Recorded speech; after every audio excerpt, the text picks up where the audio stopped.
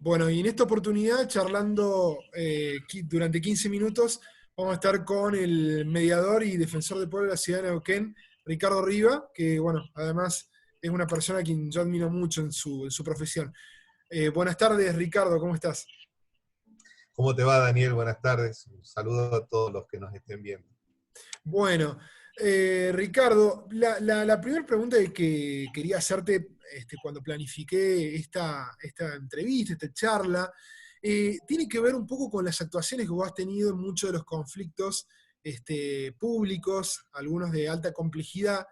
Y algo que me llama la atención mucho es tu manera de intervenir, ¿no es cierto? A veces destaco como características, vos me dirás si esto te parece representativo o no de tu ejercicio profesional, la proactividad, destaco también la intervención en los espacios, ¿no es cierto? Acostumbramos normalmente a ver mediadores en salas, y vos vas al lugar, a veces firmás los acuerdos ahí, en el mismo lugar en donde se está produciendo el conflicto. Contanos un poco cómo es la visión que vos tenés sobre estos procesos, y bueno, si pudieras compartirnos algunas experiencias tuyas, bueno, encantado. Bueno, sí, en realidad tiene que ver la tarea como la desarrollamos en la Defensoría a partir primero de mis saberes, de mi experiencia como mediador, que me permite trabajar desde un lugar de empatía, de escucha activa, de ocuparme del otro desde un lugar de respeto, cuidándolo, no observándolo ni descalificándolo o calificándolo como de alguna manera determinada, como algunos funcionarios acá que acostumbran a tildar a las personas de ilegales, sino al revés. Yo digo que los ilegales son los funcionarios que juraron sobre la Constitución hacerla cumplir y son los primeros que la incumplen. No trabajan en función de un proyecto colectivo, de un proyecto de paz social, la paz social entendida como, no como la paz de los cementerios, sino la paz construida a partir de generar oportunidades, de darle la posibilidad a cada uno de los que somos parte de esta sociedad de sentirse parte de y no excluidos de. Uh -huh. Y lamentablemente las políticas públicas que se llevan adelante difieren mucho de lo que la gente necesita y para lo que eligió a sus representantes.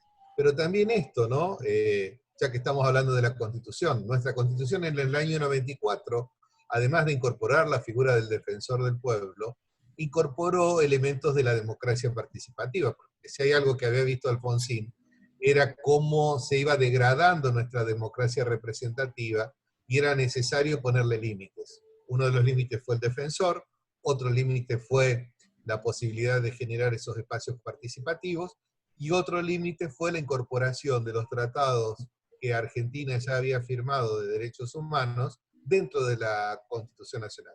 ¿Por qué? Para que no fuera tan fácil en algún momento denunciarlos y dejarlos sin efecto, sino que para que eso ocurriera tuviéramos que reformar la Constitución, cosa que no es tan fácil. Uh -huh. Así que creo que todo ese sistema coincide plenamente, creo que con este concepto que te acabo de vertir, y creo que es la mirada correcta de que tenemos que tener de lo que debe ser un defensor del pueblo, de lo que debe ser una república y de lo que debe ser la convivencia pacífica, integrada, respetuosa entre todos y cada uno de los que participamos de la vida pública, y también de aquellos, porque también hasta en eso es generosa nuestra Constitución, no habla de ciudadanos, habla de habitantes.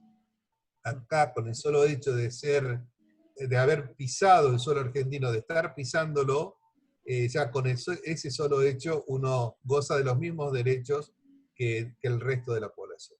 Uh -huh. Y en ese contexto pensaba, nos toca muchas veces intervenir en distintos conflictos y encontrarnos con una resistencia muy grande por parte de distintos grupos. Cuando esos conflictos son de gran escala, tenemos además el desafío de llevar adelante nuestra práctica frente a grupos muy masivos.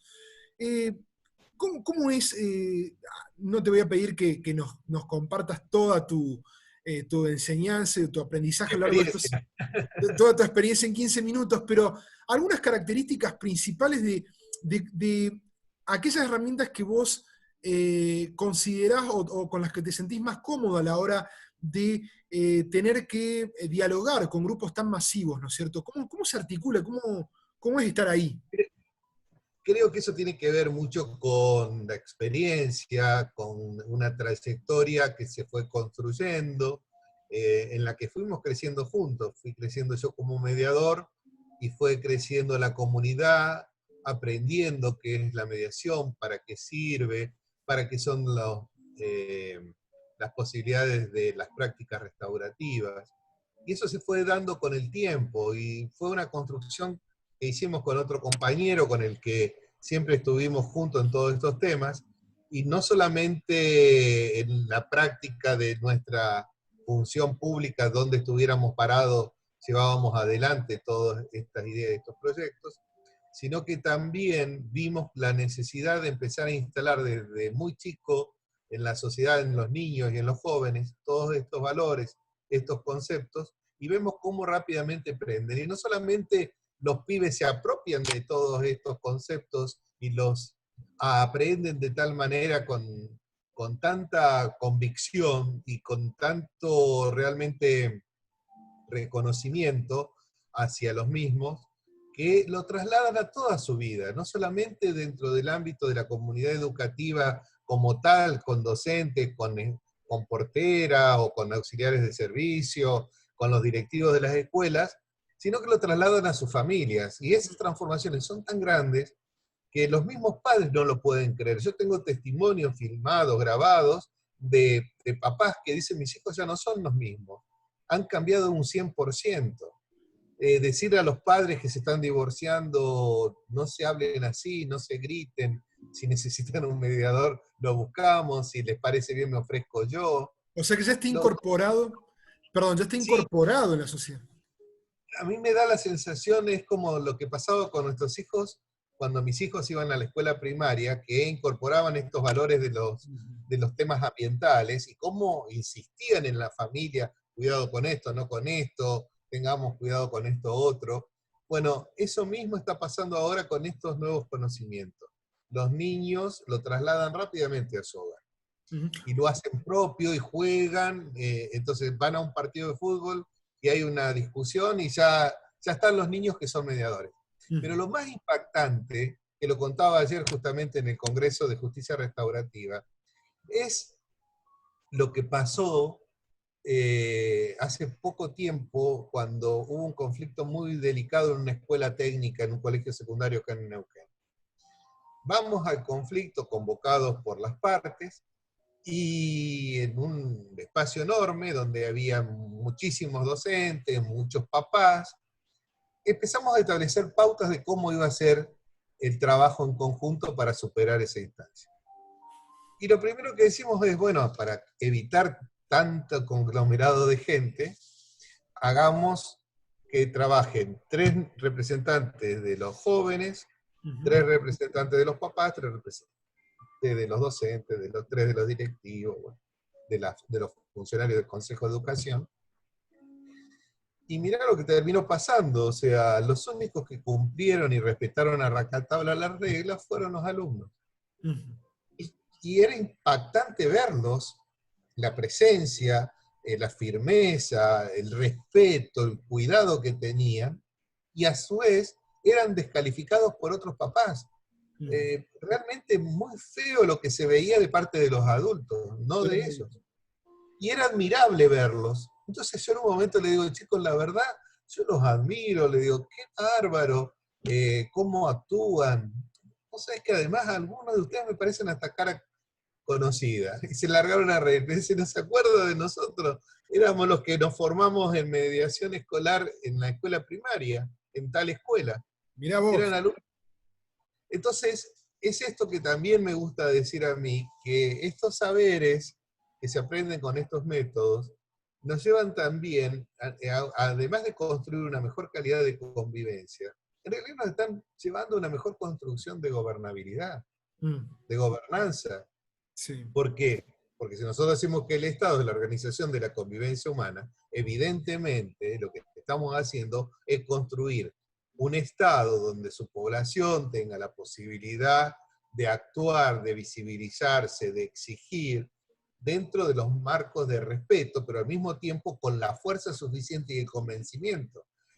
Y otra cosa que también vimos en otros colegios secundarios era cuando íbamos a presentarnos, a veces frente a más de 1000 alumnos, escuelas muy grandes, colegios secundarios enormes, y cuando estábamos presentándole al alumnado lo que queríamos trabajar, convocados por los centros de estudiantes, aparecían chicos de primero, segundo año que levantaban la mano y pedían pasar y enfrentar a todos sus compañeros.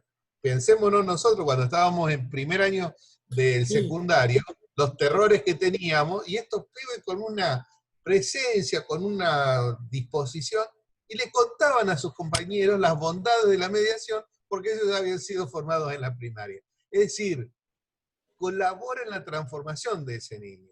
Y si nosotros decimos con Pablo Freire que la educación en definitiva es andar, pero en algún momento parar, reflexionar sobre lo que estamos haciendo y modificarnos, evidentemente estos niños y estos jóvenes están produciendo un cambio y una transformación personal y grupal muy interesante. Y por En eso eso, también lo usamos como una política pública de la Defensoría.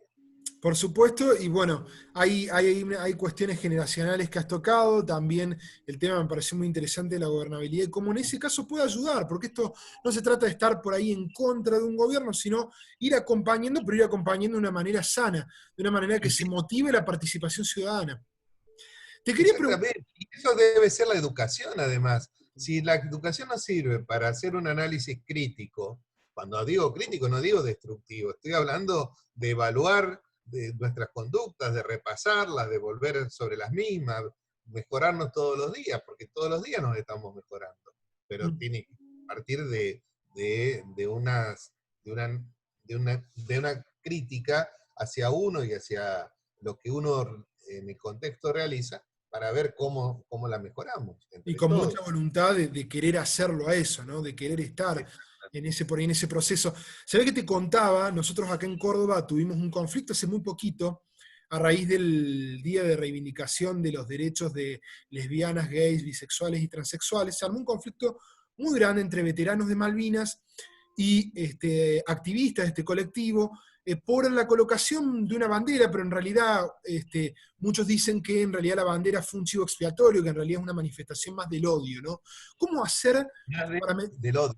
del odio hacia el colectivo? ¿Cómo hacer para mediar en esos contextos tan antagónicos en donde veíamos, quizás con algo de tristeza, que los mediadores en ese punto era la policía, ¿no es cierto? Entonces vemos cómo recrudece ese modelo clásico que tenemos de imponer el orden, ¿no es cierto? De encontrar el orden rápido, pero esta posibilidad de la que venimos charlando de poder expresarse, de escucharse, no hay forma de tenerla presente, ¿no? ¿Cómo fomentarla? Primero las instituciones y nosotros como mediadores. Debemos actuar quizás de forma reactiva, debemos actuar de forma preventiva. Yo Cómo creo que encontrar lo la gente? mejor que podemos hacer nosotros como mediadores es nunca tratar de imponernos, nunca ir al lugar a decir me ofrezco para. Yo Ya. creo que por eso creo en lo de la trayectoria y creo en estos valores que se van instalando en determinadas sociedades. Yo creo que a nosotros nos pasa, yo te comentaba esta mañana cuando me invitabas para hacer esta charla, que a mí me llama la policía cuando hay una ocupación de terrenos por reclamo del acceso a la vivienda digna, y a mí me llama la policía y me piden que vaya, doctor, puede venir, y muchas veces también, obviamente, la gente que va a hacer esa defensa de derechos, ¿no? Yo digo que ellos lo que están haciendo en realidad es exponer los errores que cometemos como sociedad frente a este incumplimiento de deberes como funcionarios públicos que se tienen frente a una sociedad que necesita ser respetada y donde decimos que la familia es la base de una sociedad y después no le damos el elemento básico que es acceder a una vivienda como para poder resolver la situación para poder construir una familia.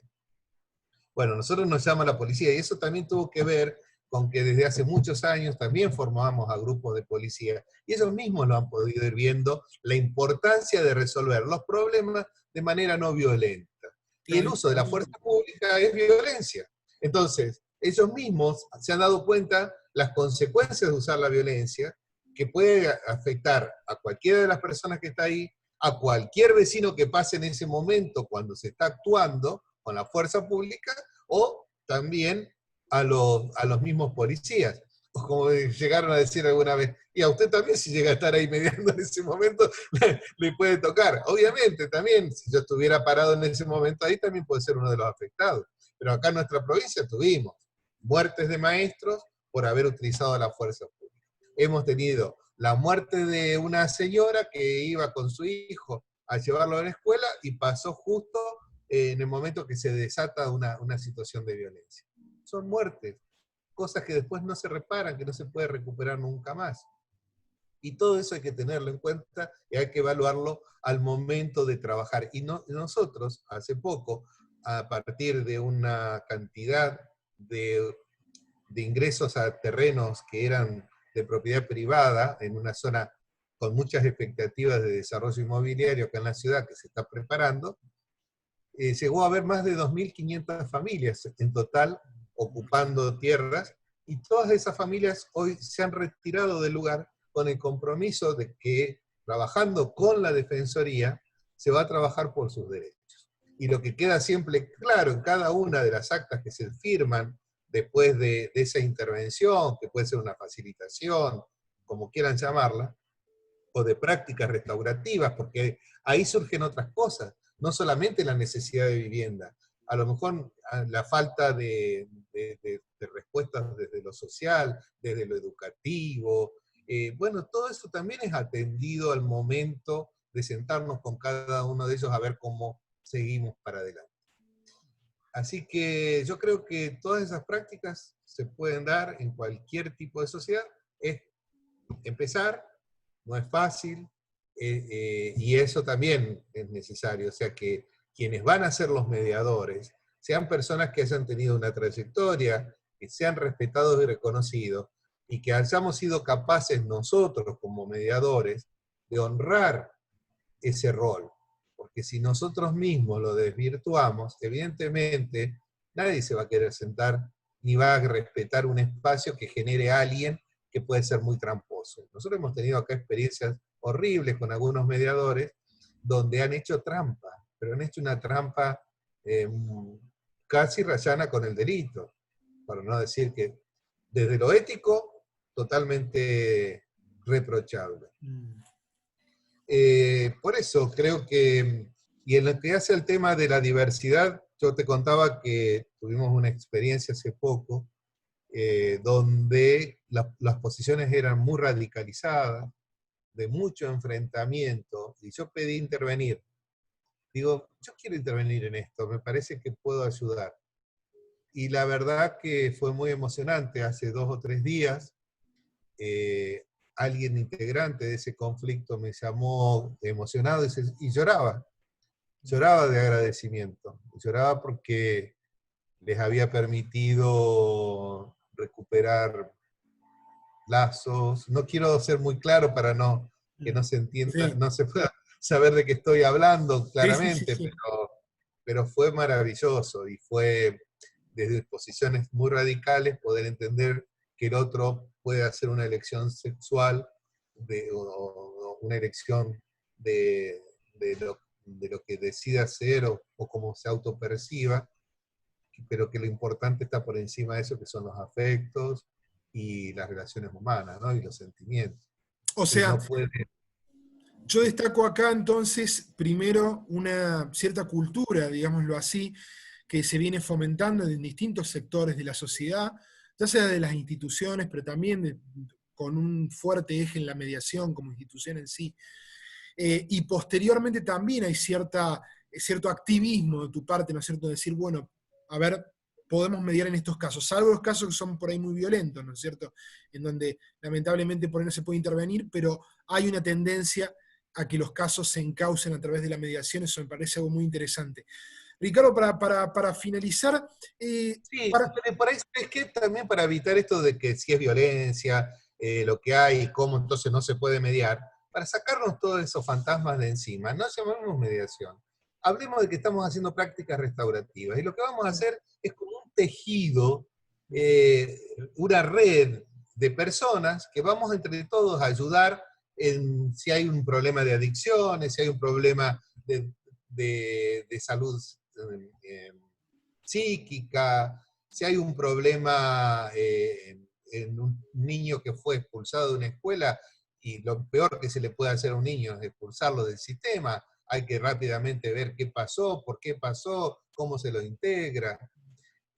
Todo lo que está en juego se puede revisar, nos podemos revisar todos como sociedad que hemos actuado en algo que termina teniendo consecuencias más graves que las que a lo mejor se quiso resolver. claro, Entonces, como nosotros decimos también cada vez que formamos, hay que terminar con esta cultura de que el tercero es el que resuelve los problemas. En claro. casa, papá y mamá, en la escuela, la maestra, la directora, y cuando somos grandes y sonso y vamos al juez, que es lo peor que podemos hacer, ir a pedirle a un juez que resuelva por nosotros. Me gusta usar mucho la imagen de Salomón, del rey Salomón, cuando le dice a las dos mujeres, ¿qué quieren que yo decida? Si yo decido, lo parto por la mitad. Y lo que Salomón está diciendo no es yo soy inteligente, miren cómo descubro la maternidad de esas mamás. Lo que le está diciendo es, si a mí me piden que yo diga quién es el hijo, me están pidiendo que yo lo parta porque no, como no lo sé, le voy a dar la mitad a cada uno y lo mato a ese niño. ¿Qué es lo que hacen la mayoría de las veces los papás que están tan enojados, tan peleados y empiezan a pelear por sus hijos y le piden a un juez que les diga cuándo lo van a ver a los hijos, cuándo van, quién se va a quedar con los hijos? ¿Y qué es esto? Se le estamos pidiendo a un extraño que lo único que hizo fue, como mucho estudiar Derecho, que diga con quién van a estar mis hijos.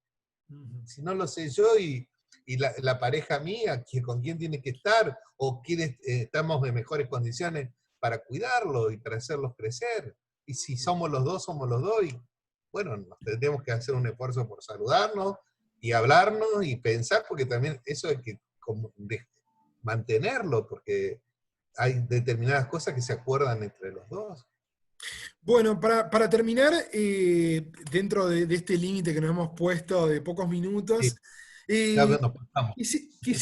sé que da para mucho más la charla, en realidad para muchísimo más, pero quisiera pedirte esto, teniendo en cuenta que este video quizás lo vean muchos mediadores que recién están iniciando en el proceso. Yo me considero dentro de ese grupo que recién estamos recorriendo algo de la experiencia que vos tenés. Una característica para vos que debe tener el mediador, una que distingas como muy importante. Yo creo que lo que no hay que perder de vista que siempre estamos frente a seres humanos y que como tal todos sentimos, todos nos alegramos, nos ponemos tristes, casi por las mismas cosas. Y que si hay algunas pequeñas diferencias, son mínimas y tienen que ver con elecciones que cada uno hace, en lo que sea, en lo religioso, en lo político, y no en lo sexual, en lo que quieran. No tiene nada que, o que yo tenga el color de piel más blanca y otro lo tenga más oscuro, no sé. No tiene nada que ver, son circunstancias. Eso no hace a la diferencia. Y creo que poder escucharnos, poder crecer con el otro, esas pequeñas diferencias son justamente escuchándolas las que nos hacen crecer. Yo fui muy feliz hace poco, en febrero, estando en Israel, estando en Marruecos, estando en España, disfrutando de otros seres humanos, con los que terminamos tomando mate juntos, tomando a lo mejor alguna bebida propia de cada uno de esos pueblos, o comiendo cosas ricas, o viendo la manera en que resuelven determinadas cosas muy parecidas a nosotros. A mí me gusta mucho además, por ejemplo, compartir con los pueblos originarios de distintos lugares del mundo, cómo resuelven ellos los conflictos, ¿no? Y cómo esto de la mediación ya estaba hace miles de años, instalado en muchos de Sí. nuestros pueblos originarios. Así que bueno, muchísimas gracias, Ricardo. Cortamos aquí y bueno, seguramente tendremos espacio para más charlas y más intercambios entre los dos en algún otro momento y en algún otro sector. Muchísimas gracias por participar. Te mando un abrazo No, el grande. agradecido soy yo, un abrazo grande a todos los que nos vean, que espero que sea de muchos lugares distintos, y gracias a vos por darnos la oportunidad de seguir escuchándonos, ¿no? Aunque hoy me tocó que me escuchara vos más a mí que yo a vos. Bueno.